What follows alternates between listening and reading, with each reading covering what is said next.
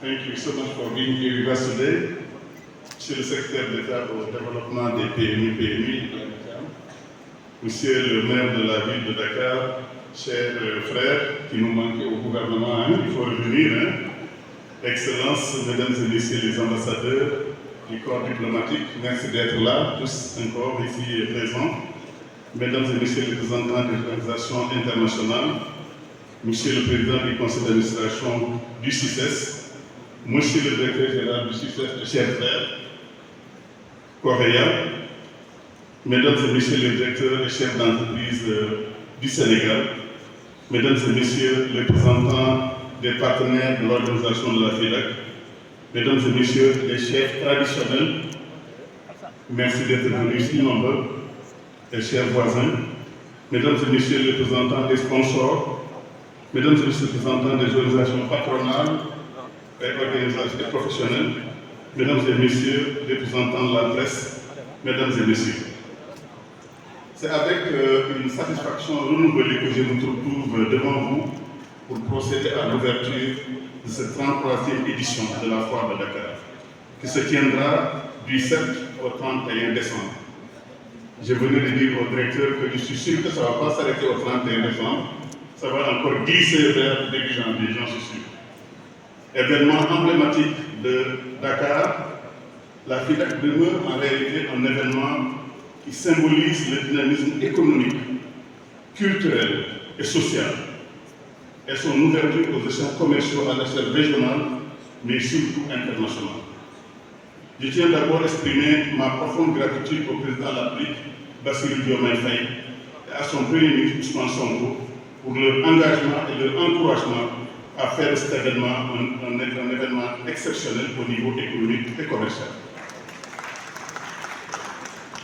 Je me réjouis aussi de la présence de notre ami, M. Ogur Volkan Aya, ministre du Commerce de la Turquie, à qui je souhaite la bienvenue au Sénégal, M. le ministre.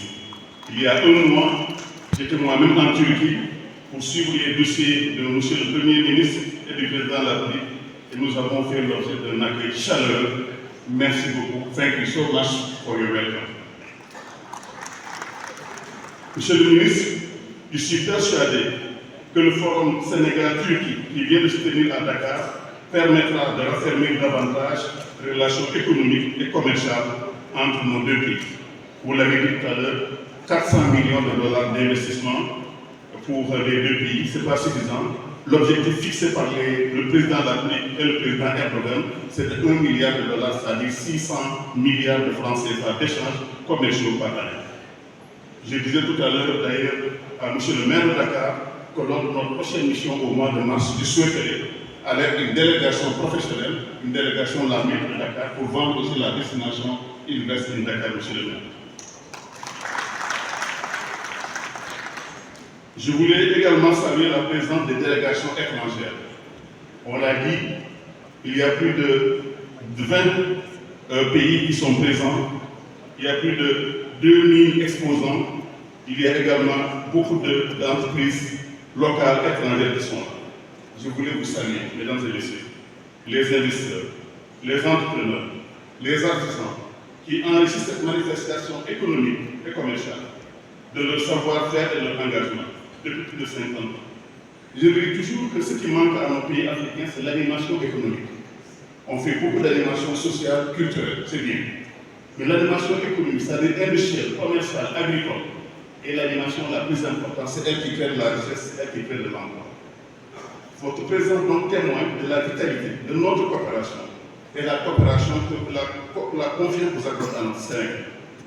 En tant que nation, nous sommes particulièrement ravis d'accueillir à Dakar des participants aussi prestigieux qui viennent du monde entier.